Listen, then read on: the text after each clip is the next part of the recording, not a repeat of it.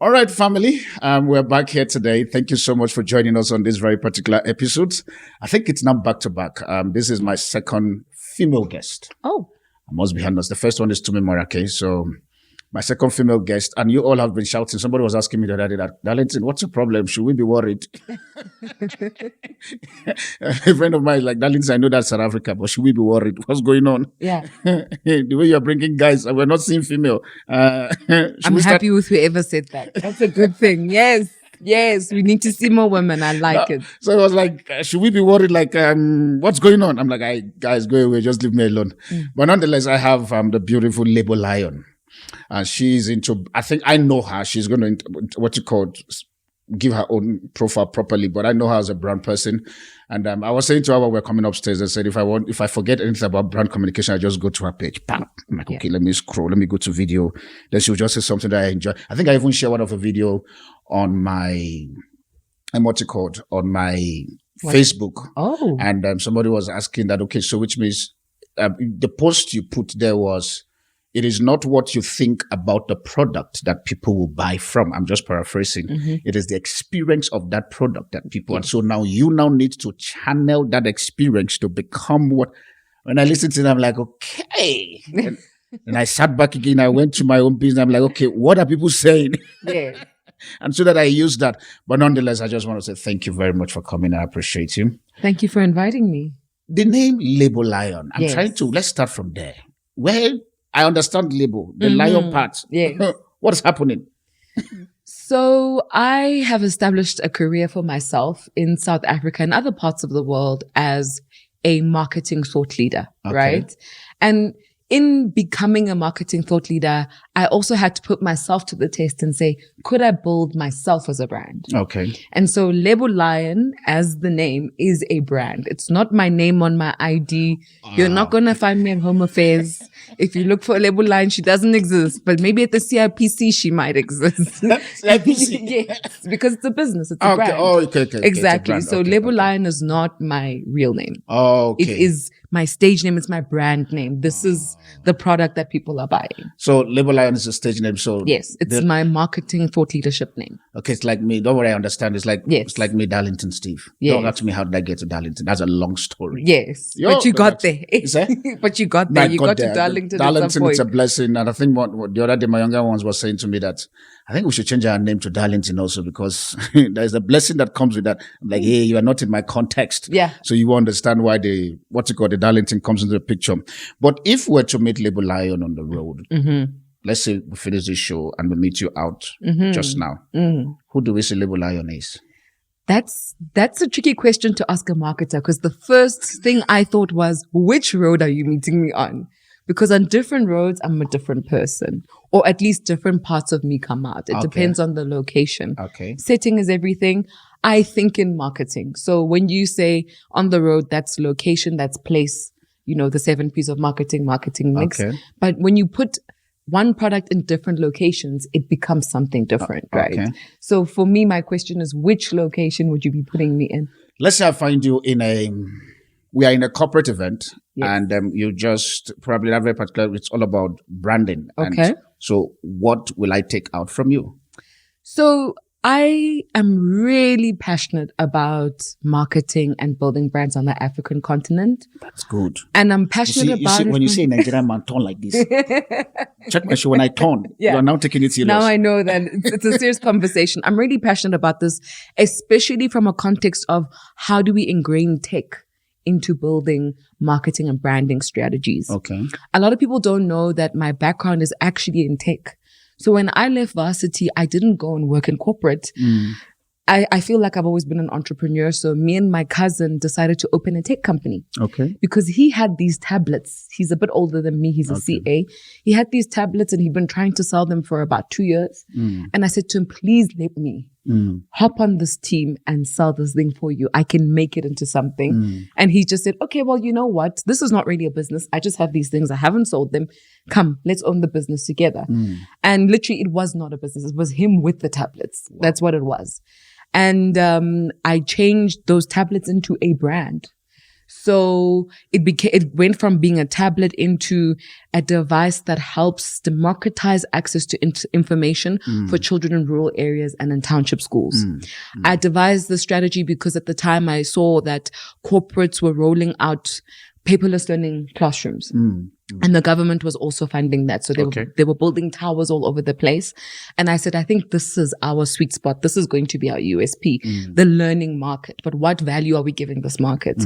Because like you said, we don't sell products, we sell experiences and we sell value as well. Yeah. So what is the value that your product gives? And the value that our tablet gave, which the boys didn't get at the time, was we are teaching African kids how to learn. Right? That's the value we were giving. And we were the only young black tech company at the time. The rest of the market was filled with Caucasian people from South Africa and on. So it was a really unique positioning that we had where we understood what it meant to be a black child. We know how black children learn. But also we knew that we could go into schools and speak to them about our product and use those schools as hotbeds to test the software that we designed. So basically we had the tablet and then we designed English, mathematics, and science software for the kids to learn with in a way that was more interactive than what they were getting at school. Because what you find in township schools and in rural schools in South Africa is that it's not very stimulating. That's what I wanted to ask. It's depressing. The way that the school, the way it looks, the whole situation, the teachers are demoralized. Everybody's not that happy. So we wanted that tablet to be the fun learning experience that we knew kids could have. And that's the value I brought to the company. So we were able to sell that business at some point, and I was 24 when we started it. So my introduction into knowing that I can drive a company as a CMO came from that, and also understanding the value of tech, because I was the one who said, let's create software. Everyone else was just like, we're setting the tablet, government has things. I'm like, it doesn't matter. Like we always need to add value. I'm a value person. I don't care if the government is rolling out whatever. How do we create value? Because this is taxpayers' money at the end of the day. How do we make sure it stretches and it goes a long way? I believe in good business and I always have. So after that, I had some money. I was young. And I had to think of a new career for myself because we don't have the business anymore. And then I came into podcasting, which at the time in South Africa was not a thing. That would be like, if I'm not mistaken, that would be like 5-6 years ago. Yeah, six years ago. My first podcast, I recorded it in Cairns. It's a long story, but basically I used to, when I had nothing to do and I had some money, I would go out during the week and find hubs where the entrepreneurs just chilling or doing something. And then I would sit and talk to them and get to know the people. And one of the guys said to me, you should start a podcast because every time you're sitting with us, you share this knowledge and it's like so cool. And we don't see girls doing it. You should have a podcast. I was like, oh, I don't want a podcast. I want to be on radio. That doesn't matter. And then one day I was in Cannes, at the Cannes Festival in France. And I was sitting in my hotel room and I didn't have anything to do. So I just took my phone and I started recording a podcast. I swear to you, that's what I did. Just out of pure boredom and let me find something purposeful to do with my life. So I recorded the first episode. I just posted it on SoundCloud. I think I had about 200 followers on Twitter at the time. I wasn't active on social media already. First episode, I got some people listening. I was like, oh, people are listening. That's interesting. Tried to market it on Twitter. Second episode, how more people are listening. Then I was starting to get emails from different people and they were like, do you want to write a book? Do you want to come to our company and talk about this thing? You're actually pretty good. We like what we're hearing. And this was on my voice notes app, crazy. So then I started taking the podcast seriously because the opportunities started coming to me at a very early phase of the podcast. And so for me, the whole, why do I talk about branding and marketing? It's ingrained in me. I believe that that's what changes the world. I believe that the world was created by marketers and entrepreneurs. We are the curators and the creators of culture. Now, as you say that, I'm trying to think like, okay. Yes, because the world and life is defined by the products that we use. Okay. Every single little thing that a person has some kind of meaning or value to them. True. And that paints the life of their story. Or the story of their life. Let me put it that way. Like, there's a reason why you choose a white sweater with jeans instead of a suit. It says something about you. And these are products. They're products. But now they're talking about branding and marketing. Now let me just take it a bit deeper into our continent where we are currently now, Africa. Yes. Do you think that Africa will have correct branding or communication strategy that sells us properly? I love this conversation. That's why I said we're just talking. And a lot of people actually don't ask me this, and I always wish they would. No, welcome because to AfriOne show. This is one of the best questions. Thank you for asking it. I don't think Africa's branding itself correctly at all. Okay. I think that the only country, and I know people are going to be very upset at me right now, but I think the only country that's really intentional and that's got a good thing going is Rwanda. Yeah, Rwanda. Because what people Kagame. exactly. What people don't understand about branding is that branding is not the things you show, it's what you are. Okay. Right? So some people are very performative and they go, if we have a nice campaigns, if we, then we're going to seem like a country to go to. We're going to seem like we're progressing. But when people come here, they have a different experience from what you're showing, right? So the branding actually has to be how you communicate the reality of the country. It's not what we hope the country will be. Rwanda, what they do very well is they undersell, but when you get there, they over-deliver. Okay. And I think that's what strengthens their brand, and that's what's going to put them ahead of us in a couple of years. No, they're already on that side. Yeah. My previous guest who was here was saying to me that if he has a country that he wants to travel to go and settle, it will be Rwanda. Yes. I'm like, okay. Then myself, I'm like, black man from Africa. Yeah, absolutely. I think when you're branding a country, it's different to branding anything else because it's probably the largest organization in the world. Like countries are the largest organizations in the world. And the larger the organization, the more the moving parts there are. So you have to be so careful about what kind of value you're extracting from it because each moving part has to communicate that value that you're talking about. So it becomes harder to say, this is what we're about. This is what we do. I'm tempted to put you on the spot. Put me on the spot. Like I said to you, we're just going to talk. Yeah. Nigerians. Yes.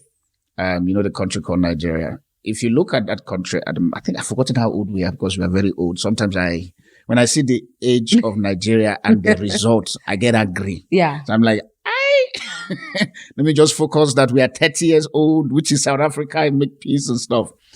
Do you think that at the moment, Nigeria, we're communicating our brand properly? Nigeria is a very complex case study because what is happening in Nigeria is the reality of the everyday Nigerian. If it was a brand, it would be a terrible brand, right? In my perspective. No, I hear you. Because, the fuel problems, the infrastructure problems, the leadership problems, the fact that it's not really that safe for you. All of those things are very bad PR and branding, right? But then you look at the talent that's come out of Nigeria and has graced international stages and literally made being Nigerian very cool. Like everyone who's left Nigeria and became very famous has made being Nigerian probably the quintessential African culture. Like if you're African, you're Nigerian. And that's brand.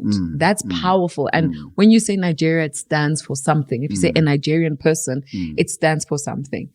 Unfortunately, I think depending on which parts of the world you're in, what Nigeria stands for might not always be a good thing. True. And in my experience of being with Nigerian people, I'm shocked at the narrative where it's not a good thing. Okay. Do you get what I'm saying? Because I've had very good experiences with Nigerian people, but also I'm a global citizen and I feel like every African person is my family. So I don't have that weird mindset that a lot of South Africans tend to have. So I think Nigeria is a very complex case study and there's a lot we can learn from them. Clearly, the fact that they can export this kind of talent means that there's something working in Nigerian water that's working. Something is working. Just that we don't know. We don't know where is it coming from. But it looks as if it's working. Exactly, but it's hard to extract value when the leadership and organizational structure is faulty. It's hard. If they are to ask you to solve the branding and communication style of Nigeria, what will be that angle or the private sector you want to focus on to be able to adjust it? That's a good question because I'm thinking, would it be a sector issue? I'm one of those annoying people who are like, build structure first. People say, no, but it's branding. Just do a nice campaign. Come on. Exactly. Give us logo. Give us all those things. No. I'm not a plaster lady. No. I'm a strategist. Okay. I'm not a plaster lady. I'm not in advertising. I'd be terrible in advertising. Okay. Because I think more from a strategy side. So I'm a marketer, not an advertiser or a branding person. I'm a brand builder, which are very different things.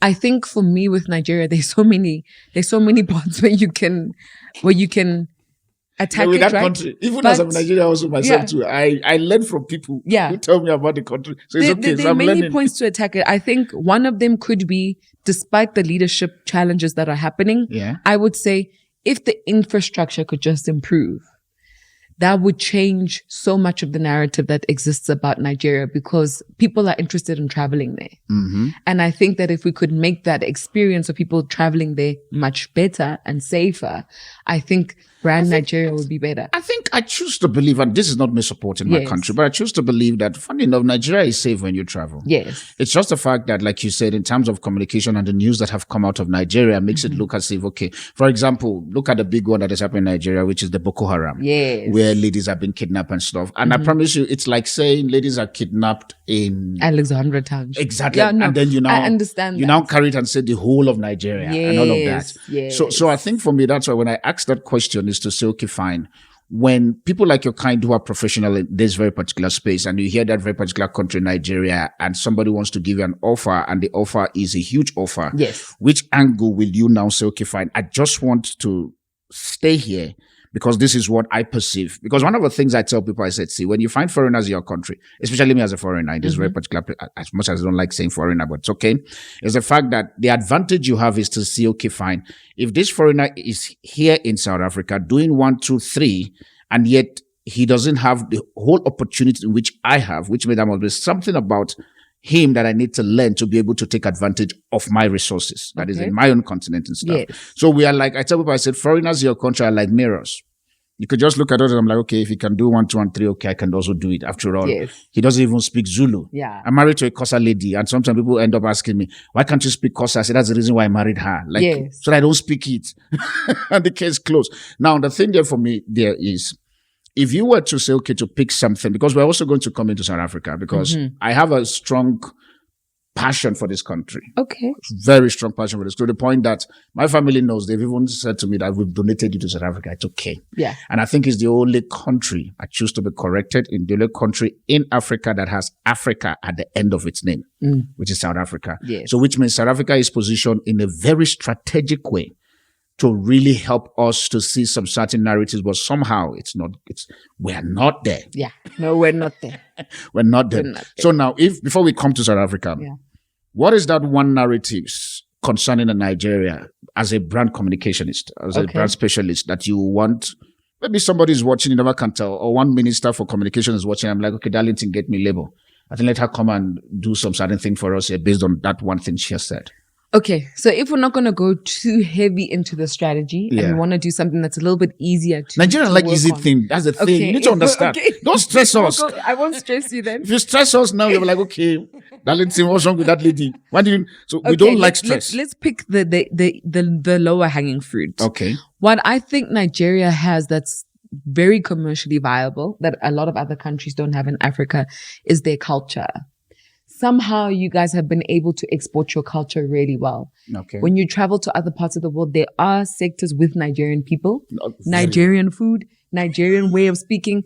And so for me, that says that there's a demand for the culture, right? How do we package Nigerian culture to sell it to the rest of the world in order to drive tourism interest and more power to Nigeria? I think the way Nigerians dress is even becoming like, how Indian people dress their garments, that's becoming it's part of pop culture now. You don't have to be Indian to wear a sari. Yeah. I think it's the same is happening with Nigerian clothing, for example. I think the same is happening with Nigerian food. Yeah. Right. So I would say if I had to create something that talks about brand Nigeria and positions it in an optimal light, I would export the culture. Export the culture. I would export the culture, which would be the food, the entertainment, and the clothes. Okay. Yeah. Our Minister of Nigeria, you're hearing her. So please make sure that your passport is ready, right? It's ready. So guys, let's just, you know what we do. You know how we do it. She's brilliant. That's her space. Like I said to you, if my head is slow, just go to her page and okay, now let's come to South Africa. Yeah. South Africa, we see it as a country where I'm happy that we're doing all this brand, which is quite interesting for me. It's a country where most people will tell you that it has no name. It's just the South of Africa. Yeah. What is that identity? So you can't say that as a country. What will you want to say when it comes to brand communication of South Africa as a country? Oh, that's a tricky one, Darlington. You're gonna get me cancelled by people. No, they won't cancel you. They'll just increase your pay. That's all. No, they will, because you'll be surprised. Serious. I reviewed Ocean's Mall a couple of months ago, and people are so mad. To this day, it's one of my most viral videos, just because people are mad that I reviewed it the way that I did. So Ocean's Mall is a new mall that opened in Umhlanga. Okay. And it's meant to be a competitor to Sandton City. Right? So they've got has a huge... It's a huge feat, right? Sandton City. Yeah. But not just Sandton City, Diamond Walk. It's supposed to compete with Diamond Walk in Sandton City. Yes, in Umhlanga. And you know, Umhlanga is probably one of the wealthiest suburbs in KZN, right? Yeah. So I get why call it they put Umhlanga. it That's why Umhlanga. I know most non-South Africans say Umhlanga. You're not going to stress me like Umhlanga. It's okay. So they built it, and I went there just after they opened, because I do a lot of business in KZN, and I stay in Umhlanga when I go. Okay. It was not what they promised. So I spoke about it, you know, and I literally went there. They have Dolce & Gabbana, they have Louis Vuitton, they have a few luxury, not Louis Vuitton, Gucci. Yeah. They have a few luxury brands, but some luxury brands refuse to go there for certain reasons that if you're in marketing and you know retail and how retail works, you'll understand why they said no after you go visit the mall. Right? Okay. And it's just something I'm not going to go into here because, wow, I don't want more drama. There was so much drama with that. But all I'm saying is, I mean, if you have knowledge, use it. Okay. And I think people should be open to learning from different perspectives, whether they agree or not. So it was just very interesting. But for me, like you said, what is South Africa? So many places are in the south of Africa. So what kind of identity is that to begin with? Yeah. But then if you look at the history of South Africa, you see that I don't want to be political. No, but it's okay. There's a. You never can tell. Maybe the next, what's it called, communication minister, or the next CEO of brand. What's it called? Brand South SA, Africa. Brand South Africa. Yeah. I never can tell. Maybe I'm sitting with you now. So you just never know. Just say it. The progression of South African culture has been to homogenize our history, right? Okay. Which means that the culture that we have here is something we've just invented now. It's not actually a reflection of a lot of stuff that happened in the past. It's like we're trying to erase what happened in the past by saying that we're one nation, we're one people, we're one, and we're all going to the same thing, Rainbow Nation, right? When we know that's not where our country comes from. So in trying to homogenize us and unite us, they're also not paying homage to our history that's actually made us who we are. Wow. And that's why that's our identity is so ambiguous. That's why we're the South of Africa and the Rainbow Nation. What's a Rainbow Nation? You know, honestly, when we're being honest, what in the hell is a Rainbow Nation? That's what I'm asking you. Because so for me, as somebody who's in branding, we always talk about if you really want to be a brand that's worth its weight, you need to pick your niche. You need to stand for something and be very unapologetic about that thing. True. And that thing that you stand for has to be so clear that it cannot be confused. South Africa is a confused brand. And that's why our society is also very confused. I mean, we can talk about Nigeria's problems, but one thing about Nigeria is you're all very clear about what a Nigerian is and who a Nigerian is. South Africans don't know who a South African is. In fact, we all feel like we're differently entitled to the country. Some people feel like some people shouldn't be having access to things in the country. It's a mess. There's no change. And if you don't acknowledge and share and expose the history of a country, the people will be lost. Wow. And so they will not have an identity and they won't know what it is to be this thing. So for example, something as basic as the fact that in Nigeria, we can export your cuisine means that you're heavily rooted in your culture. You're not McDonald's culture. You're Nigerian food culture, right? I know where to buy my Nigerian food. Yes. Exactly. But now South Africa, the one thing, and I mean, there's so much culinary history here. And I come from a family that's very diverse. So we don't just have South Africans in my family. Okay. I know my ancestors come from the Congo. My great-grandfather's Congolese, but I'm Venda. So I know that there's a whole history. I've always known that you vendors, you guys are foreigners. We are. They call us foreigners in South Africa. There's even a history about how we are called foreigners in South Africa. You guys are foreigners. I made peace. I told VTG the last time. I'm like, you vendors are foreigners. I don't care. Welcome to the club. No, you're right. You're right. So the thing about it is, even when it comes to South African cuisine, what is it? We have braai, Heritage Day changed to Bride Day. No, I get shocked. I'm like, okay, Bride, like, guys, what's going on? So many cultures in South Africa. We decide the one day we celebrate them to turn it into a Bride Day. That says so much about our disregard for our history and the fact that we actually don't have an identity. But if we look at the fact that we're going from whatever we come from to Bride Day, the word bride is already an indicator of which culture we're assimilating to. True. And that's scary for me. Yeah. Because apparently we just fought that thing. And we're supposed to be moving towards a more African identity. I'm tempted to ask you, are you EFF?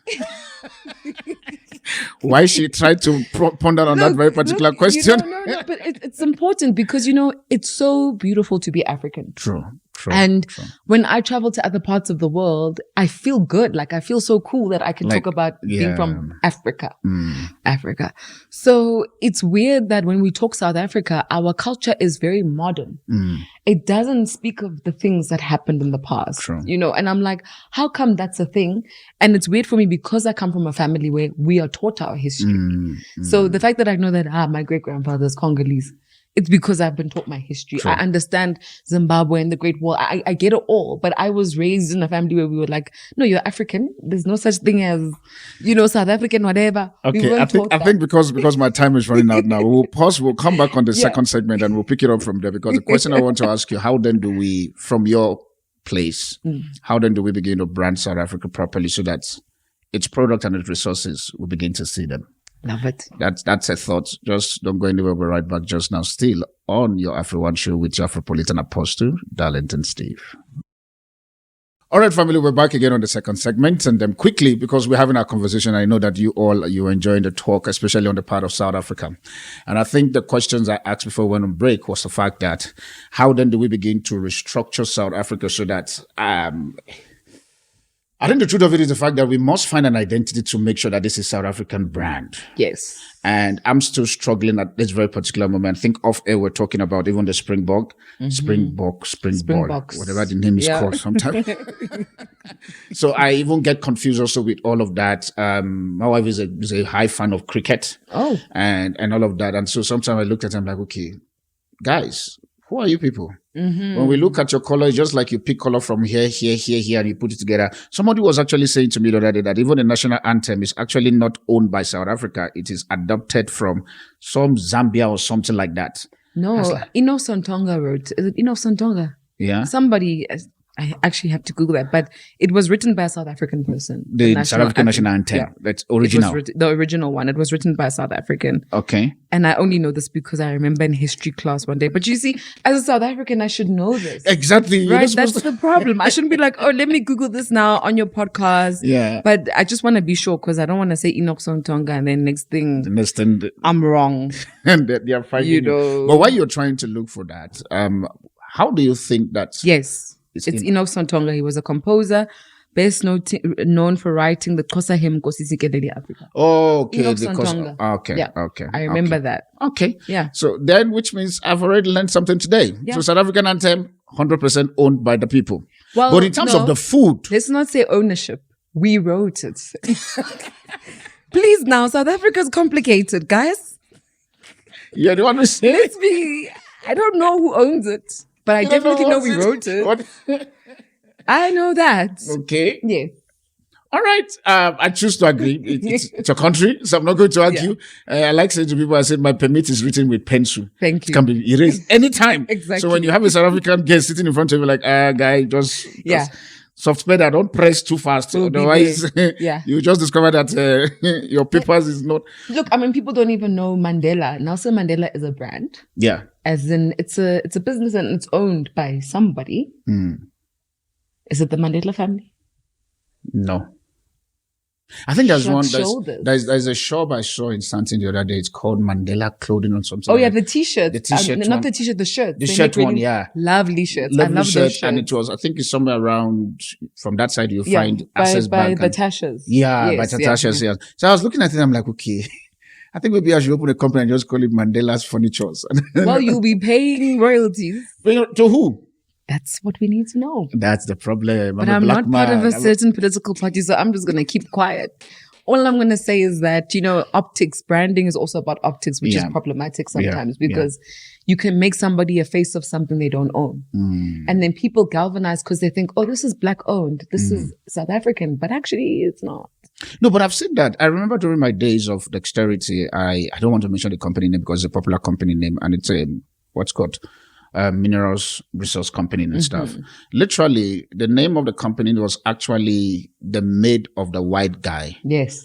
And because I was close to this very part, I'm tempted to call the guy's name. And to call the long story short, even your big players down from the top, especially the big players, they were part of the company. And I remember when that information came to me and stuff, and I was looking, I called him and he said, no, if I don't call the company name. And this lady who was the maid literally gets a salary of 3,000 Rand per month. Wow. Whereas her ID plus her name and everything is sitting at about $4 billion every year. And I looked at it, I'm like, wow. And it's like, yeah, but she has a 3,000 Rand. That's all that matters. And so sometimes she just signed. I'm like, okay, one day I was at the house and she was signing. I'm like, what are you signing? She's like, no, they just said I should sign my leave. Leave. When she said the leave, I was looking at the amount. I'm like, man, this is a nice leave. But yet it was just 3,000. Okay, back to South Africa. If you now, they give a project for you to brand South Africa. And because one of the things also that I know that most times we struggle with is brand communication. So Yes. I can say that, and I have a couple of my friends who are into business also, we struggle. And I know that after this show, definitely they'll be calling, like, okay, how do we, if you were to brand South Africa, what would be that you would want to pick out? Two things, because if I say one, there's a lot that you want to pick out and say, okay, let's brand it and let's communicate this way. Because you have traveled far and wide. Yes. And there must be something that you know that, okay, this is what we can sell. And literally, we will get the world to come into South Africa much more than what we are currently. I've said a lot about South Africa. And maybe somebody watching could be like, oh, she doesn't love South Africa. There's so many things wrong. This is the African continent. We're going to have many challenges in all the countries. True. That happens. But there's always something beautiful about each country. Yeah. In my travels and everything that I've seen, what we don't realize as South Africans is how beautiful this country is, first of all. The landscapes are amazing. You don't get to see this in other parts of the world. And at the price that you get it at in this country is beautiful. We have a beautiful country. That's one thing I cannot dispute. But also, yes, we do come from a tumultuous history that was very racially segregated, right? Okay. But compared to a lot of places in the world, I think we've really improved when it comes to racial temperament and how we relate to each other as people. Okay. I think there's a lot that we can show people and teach the world about the drive to uniting people beyond race, right? We're not doing it perfectly. I think there's a long way to go, but we're doing it well. Ubuntu, something like Ubuntu. that. Yeah. Yes, it's something like that, but not really. So I think that we could teach other parts of the world what true unity looks like. I think we're getting there. I think we're working towards it in a more meaningful way than they are in most parts of the world. Okay. I think that the USA has great PR, but I think it's an extremely violent place for a Black person to live in. No, you get what I'm trying to say? It's more violent than here. And we have a hectic racial history, but we are more united here. So there's something to say about that if you're a Black person, you can still say, these are my rights. No. Okay. And in other parts of the world, that's not happening. True. There is no justice for a lot of us, So for me, I think there's something that a lot of places in the world can learn about what this drive towards unity looks like. I would sell that. Then I think we're one of the best tourism hotspots in the world. Like, you get all the different seasons, different landscapes that you could find almost anywhere in the world except for snow in South Africa. And that's, for me, a very, very big selling point. I've done a lot of talks for the Department of Tourism, and I really believe that tourism for us in South Africa is where our sweet spot is. I feel that South African is not exporting their tourism products properly. Yes. Because with my I'll use the word few days of being in South Africa. A few days is like 14 years plus. So I call it days. So it makes it just so that in case if somebody wants to now go become fishy, like, he said few days. Like, few days is 14 days. 14 years. It's 14 years plus. Yeah. So one of the things is the fact that you guys have a lot of tourist attractions that somehow I feel as if I don't know if it's tourism department. Yeah. They are not selling those very particular product properly, or maybe there is no system or strategy that can literally make that become aware to the people. Because why? I remember I used to do a tourism business. I stopped it. I think about when COVID hit. Where people want to come into South Africa. Sometimes I send them some certain things. Okay, these are the places you visit in South Africa. And they get shocked. Like, in South Africa, I say, yes. I'm like, it's there. It's like, yeah, but we didn't see it on their brochure. I'm like, that's the problem. I'm here. There's no need of brochure. Yes. So for me, that is a big issue that I'm hoping that God will help you find those guys. Well, look, I've been doing talks for them, right? Because the tourism industry has many stakeholders. Okay. And the stakeholders that would amplify our tourism are the people who own businesses in the tourism industry. And a lot of those people have owned the businesses for a long time. Okay. So they were not prepared for this new shift. digital age. They weren't prepared for social media and what it would do for tourism and all of these things. They're not even prepared for how marketing is being done now. And it's not like they don't want to, they just don't know how to. And that's why I've been giving talks and stuff like that, because they understand that it's a need. They know that people want the stuff. They just don't know how to communicate. Is it the fact that the leader sitting at that place, they are not accommodating, or they don't just know how to figure it out? I think there are many moving parts, right? Because there are some businesses that are getting it right. Okay. But you find that the trend with those businesses is they've got a very good social media presence or a very good online presence. That's what you're finding. Because online, you can tell better narratives than you could with traditional marketing, right? Even with partnerships, like let's say you're a flights company and you want to partner with somebody who's got a venue. Those people are still stuck in their old ways. So they haven't really refreshed the new offering that a venue could give them or a place to stay could give them. So it's still a little bit stale. Okay. And what you're seeing in the tourism space is that people who are traveling and documenting their journeys are giving those spaces better PR. Just by saying, I'm here and look at how cool this is and look at how cool this is and this is how cool, look at how cool this is. I think with the tourism industry, they're struggling to learn how to communicate the value. Right? So it's like what you call brand influencers to sell the tourist attraction. Not even, they are people customers who are amplifying the space. So they get them, they go, wow, I didn't know this place could be so great. Then they show everybody. Okay. Oh my God, guys, I'm in Cape Town and look at where I'm staying. This is amazing. So they're getting free publicity from very happy customers, right? And now influencers are starting to hop onto that. But that's all the digital space. Okay. If there's a guy from the States and he stayed in South Africa for like a month. He's traveling all over Africa. His videos were getting hundreds and thousands of views because he was showing things in South Africa that you're not seeing even on, let's say, Proudly SA's page or Brand SA's page, right? It's almost like we're so complacent because we're so used to the splendor of our country that we can't see what other people would see about our country that we don't see anymore. So what the digital space is doing is it's showing you what people are finding valuable. And I would hope that companies in the tourism industry would look at what people are posting and say, okay, so now we need to change what the value prop is on our website. Okay. Instead of saying 3-bedroom, 2-bathroom, you're saying penguins walking past your room, sea view. Okay. So it's just the comms of what's valuable, what would a customer want from here. It's things like this, and obviously the safety part has to be reiterated just because the stats are not great. Obviously. And because you find a lot of girls who will vlog it and say, we thought South Africa wasn't safe, but actually nothing's happened to me.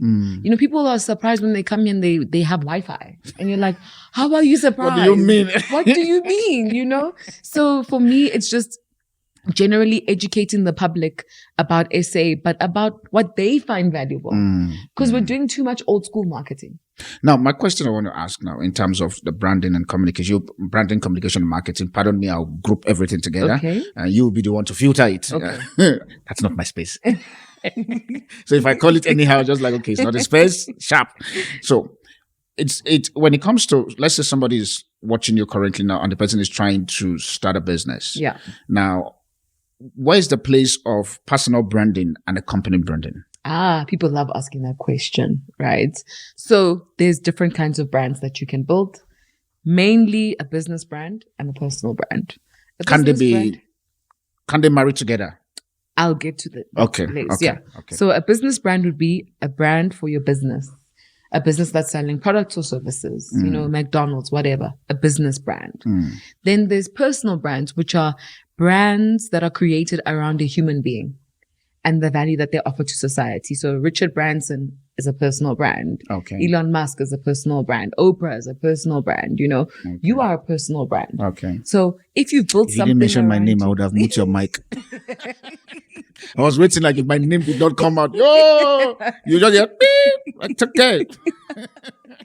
When you bring me to your show, then you mute it, but this one I'll mute it. No, you're a personal brand. Lebo Lion says I'm a brand. So from today onward, if you see me, I'm a brand name. You're a personal brand. 100%. Don't. You stand for something, you're known for something, and you've created something valuable around it. So you are a personal brand. Okay. And a lot of people get it confused when you say personal brand. They think we're talking about fame.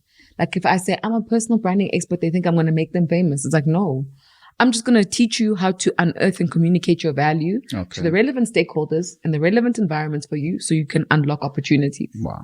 That's personal branding. That's why CEOs get personal branding. A cleaner can get personal brand. Anybody can get a personal brand. Serious? Yes, because it's already inherently within you. You just have to know how to communicate it to people and put it in the right spaces. So basically, personal branding teaches you to think of yourself as a business and as an entity. Do you have a school for that?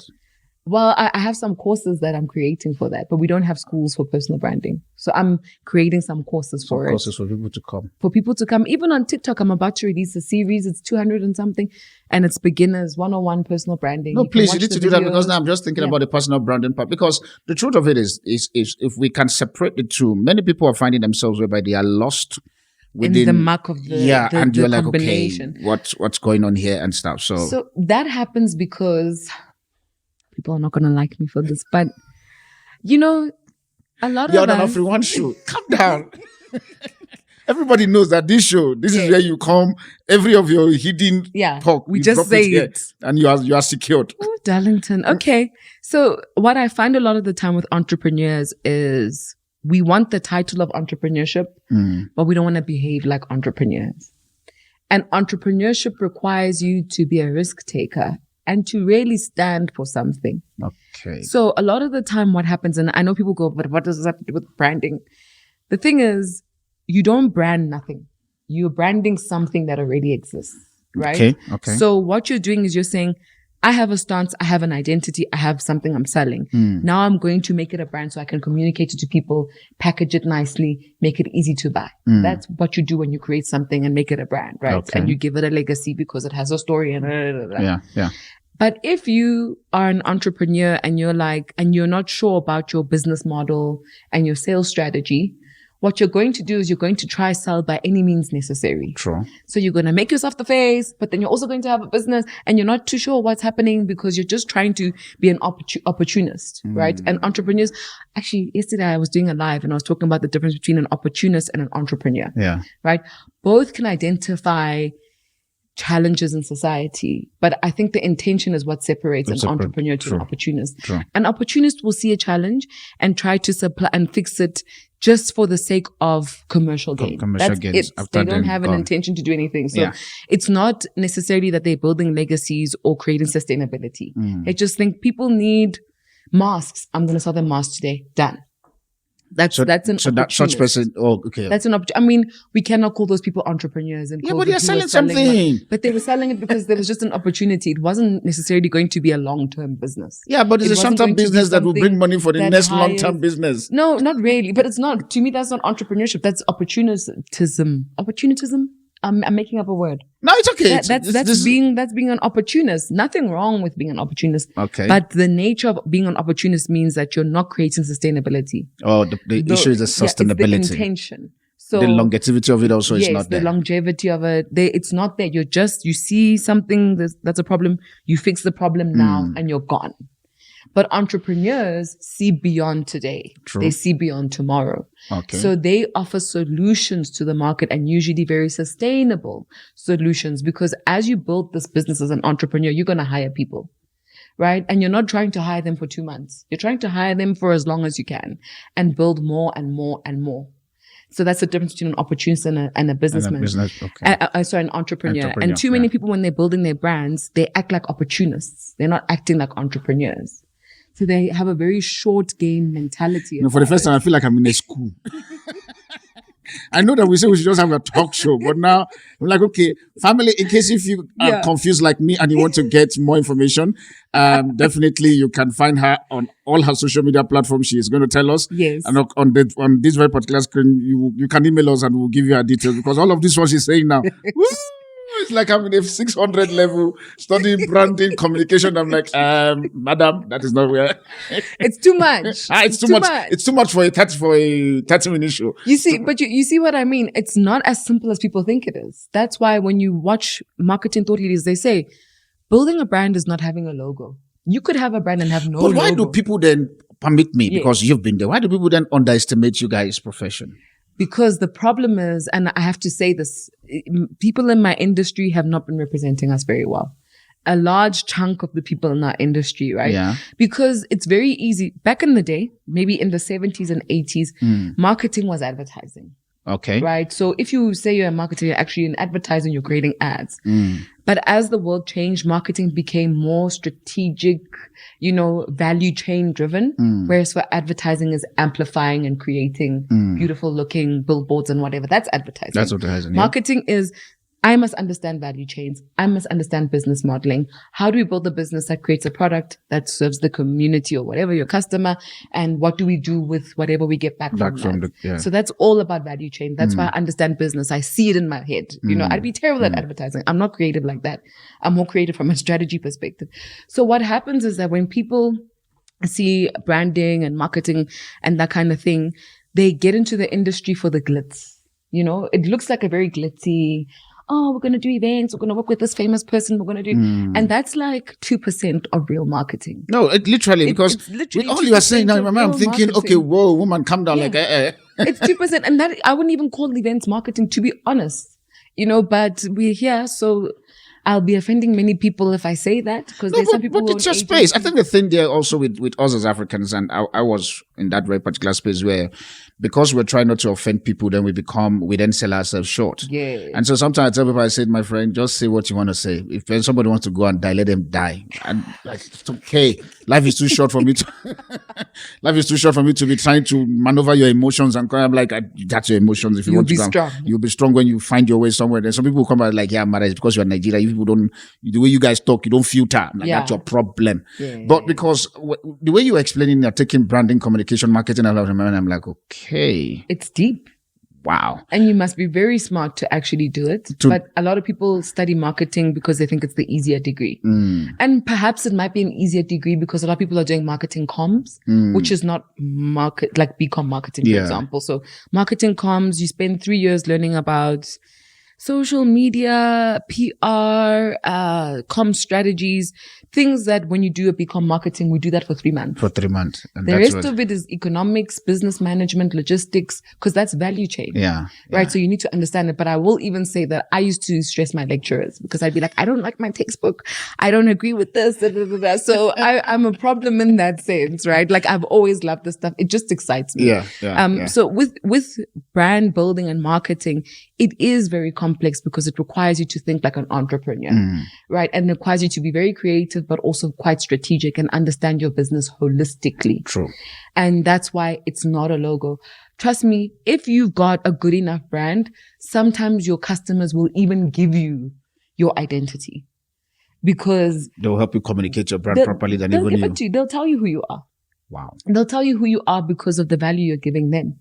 When I came out and I said the voice of marketing, people in my industry were very upset. But the people who followed me and whose businesses improved from what I was sharing were like, of course, that's exactly what you are. You know what I mean? Because I share marketing on a podcast. I'm the voice. I didn't say I'm the best expert. I didn't say I'm the best. I just said I am the voice. I know how to communicate this thing and teach it. True. That's why I am the voice. And people told me, you are the voice. It wasn't something I came into the industry with at the beginning. And the logo, those are the frilly things. When you're lazy, you want to rely on the fact that, we've got a logo, so how come people don't want to buy my product? People don't care about your logo. We see logos every day. We see a million logos all day on the shelf. Why? Most of the time, people have made their purchasing decision before they even enter the store. True. So it means that you have to get to the customer wherever they are, relaxing, doing whatever. to engage with your brand before they actually buy the physical thing. So by the time I'm coming in and I know what I want to buy, I'm looking for your brand. True. And if you're looking for something, you don't see everything else around it. True. Right? True. And that's the power of it. You're so laser focused on the thing. But if you're only relying on a logo, then you're relying on people to walk into a shop.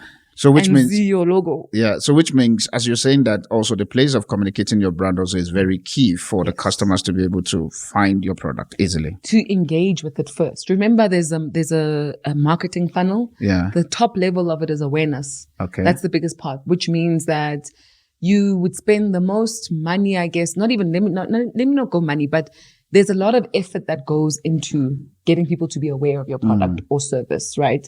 And you're probably going to spend a whole lot of time there. That's where you're going to access the biggest market with awareness.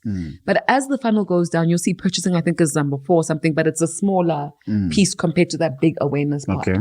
So basically what that is showing you is that the longer you're engaging with a customer and the more invested they are in the journey you're taking them on to buy the product, the less people you're going to retain. Oh, okay. That's basically why it's a funnel. The funnel. Oh, okay. That's why it's showing you that like that. Yeah. So yes, awareness is great. They must see you and know about you. Social media, influencer marketing, awareness.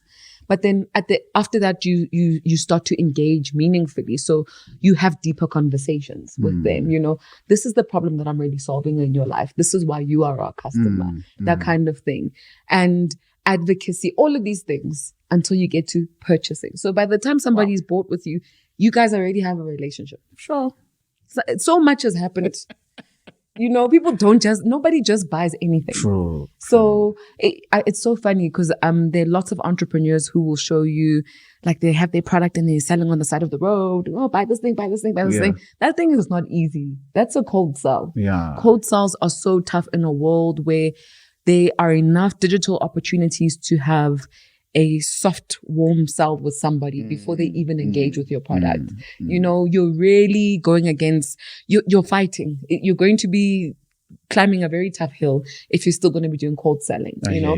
And the only time that cold selling really works is when somebody's consistent with it to the point where people start to know the brand. So you stand at the same street corner, you say the same message every single day for 3 months, and people go, oh, that's the guy who sells these energy drinks on our corner. Yeah. So the repetitive part is exhausting when you have to do it in person because that's a waste of resources, energy, But online, you can do that every single day. Every single day. And you're not leaving your couch. True. But you're reaching more people than you could at the street corner. Wow. Family, for more information, you can actually check our information and for you to be able to know how to do your brand communication, your brand strategy, and then also for you to be able to know that your brand is not the logo. That's one of the things I picked today. All right, after this very particular break, we'll be coming back on the final segment to talk all things African and our leaders and to see if indeed, as a continent or as a nation, in this very particular continent, we can become one. So have that question in your mind. Do you believe that Africa can ever become one, even with the brand communication? Because maybe we should call you for you to brand Africa. Like one Africa. We'll be right back just now. All right, family, we're back again on the final segment of this very particular show where we're going to be talking all things African. And then we just want to get... Funny enough, by the time I was downstairs, I was just thinking, I'm like, okay, I know you as Lebo Lion, but what's your full name? That's a secret. No, it can't be a secret. By the time we want to invite you to Nigeria, we need to know which name you're using. The person who's helping me with whatever I need to do in Nigeria will know my full name. Okay, so I will know your full name because I'm going to be the person. Yeah, then you will know my full name. But it's not going to be here. It's never going to be on the internet. Guys, listen to me correctly now. If you know the full name of Lebo Lion, please can you just comment below? You may have a chance of winning. Funny enough, if I call the amount now, chances are she will go and write her name there. That's the problem. So now she'll not win the amount now. That's where the issue is. But you never can tell what you're going to win. And so please just make sure that you put her full name. And I'm going to check with her if the name that you said on that place, it's her real name. Don't worry, I have guys that will be screenshotting so that in case you want to go and edit, you're like, you make a mistake. So you stand a chance of winning something if you know her full name, because literally me sitting here right now, this time, I don't know her full name. She's here, she can tell you the truth. So, since you don't want us to know your full name now, obviously I'm going to know your full name after the show is over, which is fine. When we look at our continent, do you believe that we will ever get to a point, knowing too well that you've traveled, that we'll ever get to a point where African and these borders that is currently holding us down will be removed? That's a hard question that's a to lot of ask. silence. Yeah, it's a hard question to ask because I think, when you talk about, let's say, marketing and branding, people always expect you to be incredibly optimistic about what you have to say, right? If we're being honest about our continent and the dynamics at play politically, it's very complex, right? It's very complex. Each country has its own rules and the way they work, and they're also tied to other investors, and it's a mess. Like, there's so much going on. It would be so hard to dissect this entire continent and say, this is how we're all going to work together. I'm not saying it's impossible. I'm just saying it's complex, right? But do you believe do you believe that it's ever going to be possible? Oh, Lebsy, do you believe? Oh, African Union, you guys are causing us problem. That's another candidate coming now. I think it can happen, but not in my lifetime. What? Yeah. No. We need to edit that statement. It has to be in your lifetime. For what? I don't think it can happen. No, but imagine African and the borders, especially with the visas dropped. Yes. Imagine the access of opportunities you're going to have in terms of your branding, your marketing and communication thing you're doing, where you just carry your passport or whatever you are using and zoom to a particular country and back. Yes. And you're saying not in your lifetime. I don't think it will happen properly in my lifetime. What makes you say so?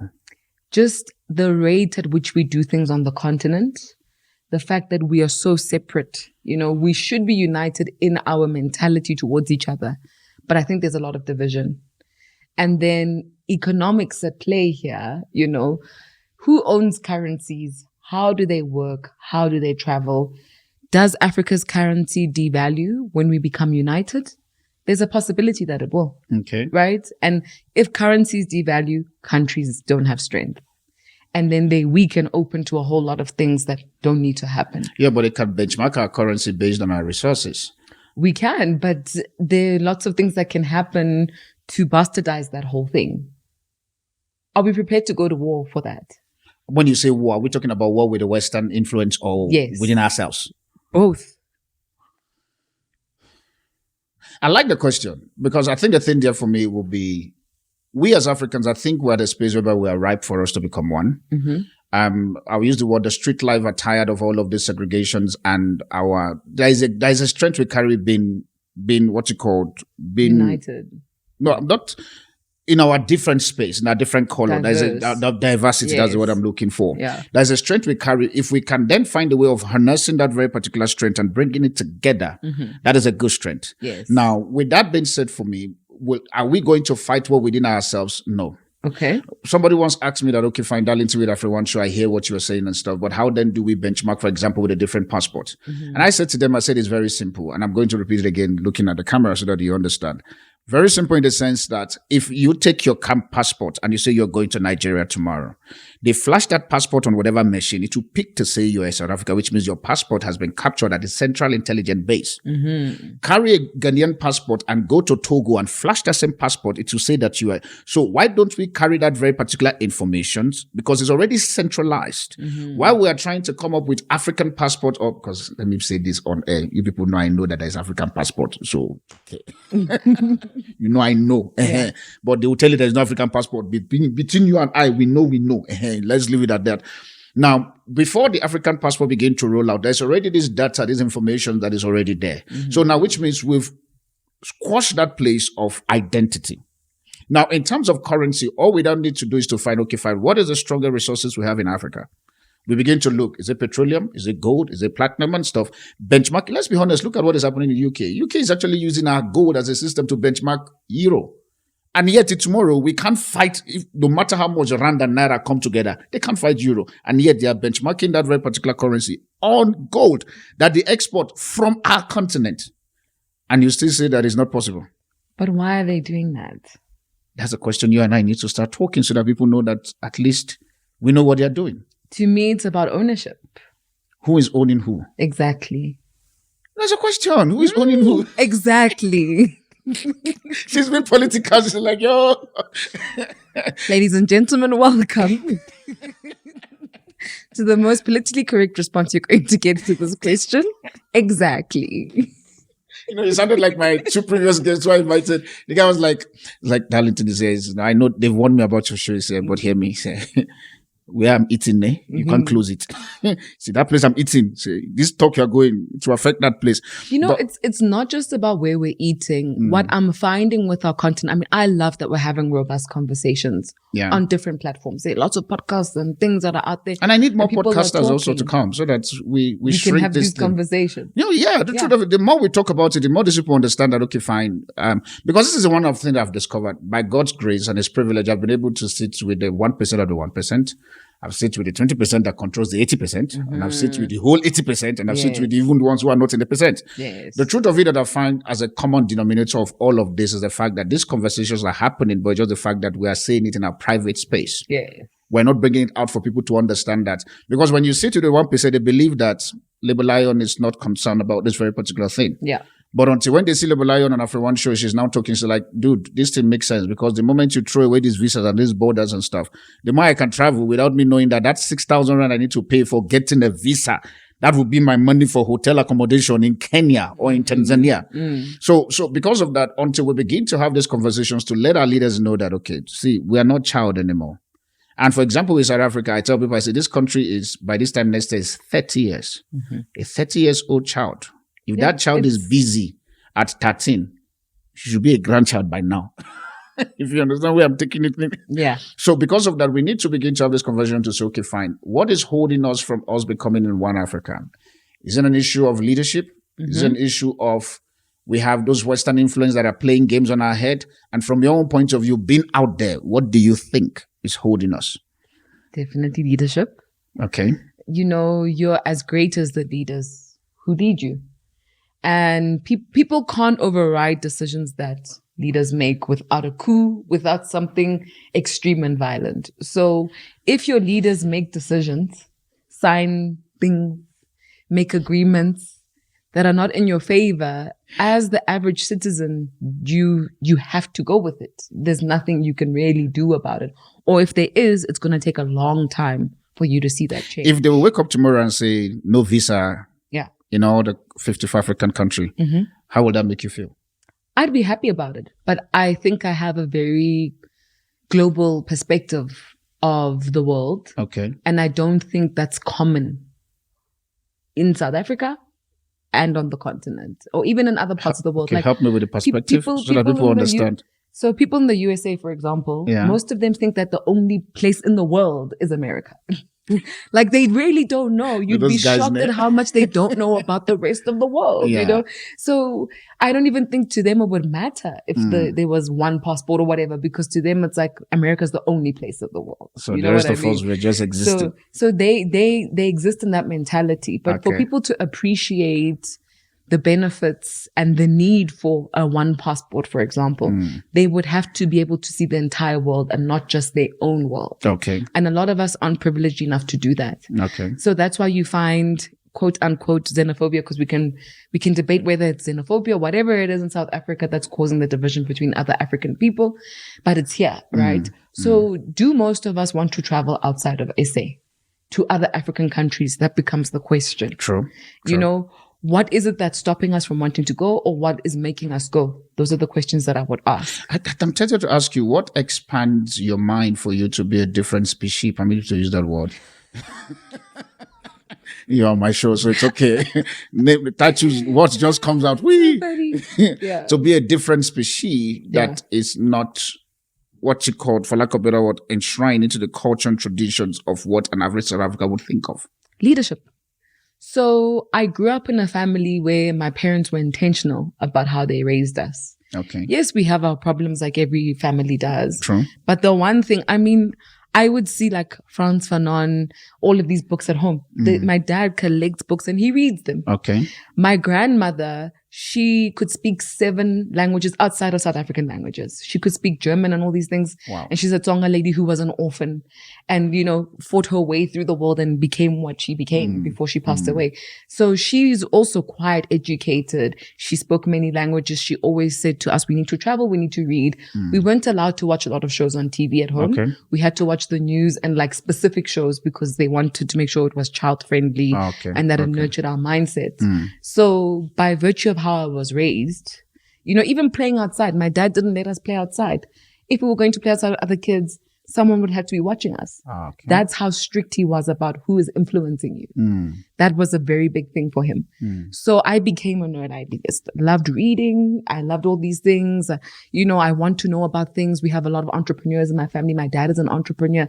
So we can go into some of the family businesses and see how things work, you know. So for me, that's nurtured my entire mindset. And then I also told you that as a vendor person, we have a very unique experience of South Africa to other South Africans. True. So we are basically seen as, or we were seen as the foreigners of South Africa. Are you sure you guys are still not pictured in that way? We probably still are. And some people even call us the Jews of South Africa. So the vendor brand is very smart people who are good at making money and they know their stuff. That's our brand, right? Okay. That's how people see when you say vendor. That's what they think. They tell think them engineers, doctors. That's what they think. I'm just gonna say. I think you look as if you are the third vendor people I'm bringing here, and you guys sound the same. Yeah, that's our brand. Like we have a very unique brand to the other South African cultures that exist in South Africa. Okay. And I think it's because we are closer to our ancestors and understanding our heritage, even our language says more than the South African languages that exist. Theirs are more watered down. I'm tempted that today I'm going to hear your name. I'm just imagining. There's a friend of mine, the one who his shows was out today. Anytime I call his name, my wife's like, "The way you pronounce his name," I'm like, "Yes, it's called Vugarahawe Masakona." And what's his name? Vugarahawe. Yeah, Masakona. Are you sure that's how you pronounce it? That's how you pronounced it. Okay. And I promised you, I pronounced it 100% properly than even you. Okay. I've never heard that name. Vugarahawe. Wow, I feel like going down to social media for you to see his name. To see the name, for you to understand that it's I've never understood it. I've never heard it, sorry. Serious. No, VTJ, your lady here. I must see this name. Your member. I've never heard it. No, I'm going to find the name now. So you see, Vugarahawe Masakon. So next time I pronounce his name, he laughs. He's like, "You like showing that you know how to pronounce my name?" I'm like, "Yes, Vugarahawe." That's the way I pronounce it, and he says that I pronounce it. Okay, good. Now that's how the pronunciation is. How do you pronounce this now? Man, go away. I've never seen the name. That's his name. Literally, his name is called Vugarahawe. Like that. Vugarahawe Masakona. And that is the guy that I'm having a show this morning. I mean, his shows that I just posted, that's him. Yeah. His name is literally Vugarahawe Masakona. Name. I've never seen his name before. You see, I'm more vendor than she is. Well, no, you know one name. Please, my brother. All right, now, in terms of, because obviously the African issues for me, you want to play politics in that very particular space, which is okay. I hear you and stuff. But talking about collaborativeness, are you looking forward in terms of going out of this very particular country to do something outside of South Africa? And which country would that be? Please choose Nigeria. On the continent. Yeah. No, obviously on the continent. This is an AfriOne show. I'm just asking to make sure. Is that? I have to make sure. It's AfriOne show. Afri. Okay. AfriOne show. I've already worked with some people from Nigeria on campaigns in Nigeria. So you've traveled I've done there? That. No, I haven't. So that's what I'm talking about. Is it traveling online? Oh, you want me to go there? Okay. The thing about it is, you see, I'm being very biased here because there's always that debate about which jollof is better, Ghanaian or Nigerian. And because I've been to Ghana and I ate that jollof like it was going out of fashion, I'm scared to taste the Nigerian one because, it's a tricky space there. So your battle is the jollof. So when you get to Nigeria, it's okay. Just eat a goosey. I want to taste the jollof though. Yeah, but since the jollof is a battle for you. So it's funny because I went to Ghana with Nigerian people. Exactly. And then I was there just loving the Ghanaian jollof rice. Yeah. And I was also there with someone from Senegal. And they were like, no, it's ours. And I was like, I didn't know jollof was so political. Like, I didn't know it was such a thing. But I think, Nigeria is such a beautiful market to study. Okay. And I would love to go there to see how it moves and breathes, what it smells like, what the people are like. I really want to go there. I think 4 5 Kemi years Adebita. I'm calling some few names that I know that find they watch. Kemi Adebita, Mo Abudu, Omoli Oboli. These 3 names, please. I'm trying. Let's make sure that we carry this very particular lady to Nigeria. Let her experience the Nigeria egusi. Because she says she still wants to battle the. I want to taste. She still wants to do the battle between the political side of jollof rice.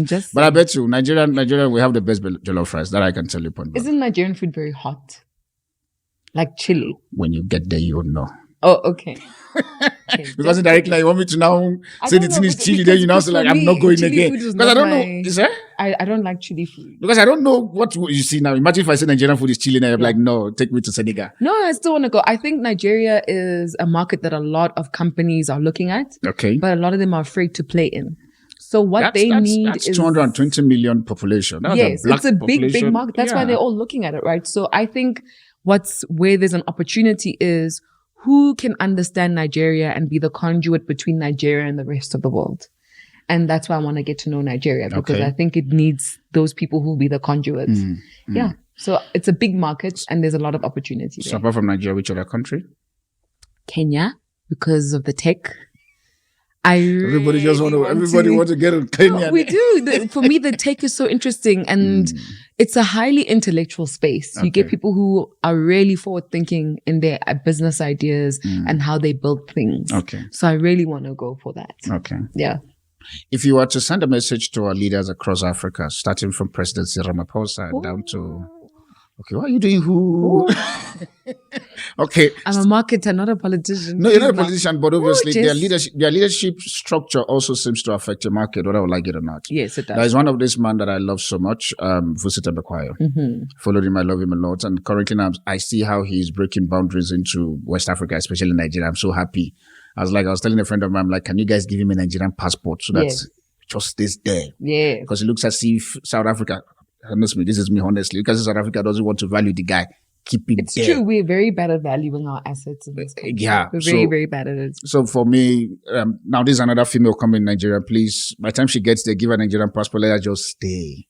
Keep her in Banana Island. She'll forget that there's something called, something here in South Africa. She will just relax. I actually have a lot of women, sisters that I've met online from Nigeria. Then tell them. Who've put me on their platforms, who I've collaborated with. So No, I I think like that they have a hustler spirit. They get things done. They don't It's play. like the way I get you here. They don't play. They don't play those ones. So now the message you want to say to your leaders, obviously there's some certain things that is happening within your industry that you feel if there is a leadership voice that can help you, that can help your industry to arrange it, what would that message you say to the president or whoever? That's a very big question. Yeah, and you look at the camera, that's your camera. My message is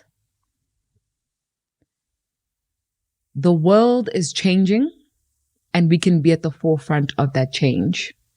But it's going to require thinking differently and collaboration. So we need to start viewing each other as, brothers and sisters who can make great things happen instead of competition. That's what I would say. So you believe in collaboration? I have no choice but to believe in collaboration.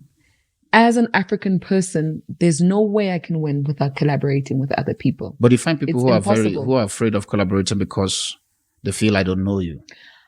I'm afraid of collaborating, but I believe in it. Okay. Do you understand? There are more benefits to it than there are, impediments to collaboration.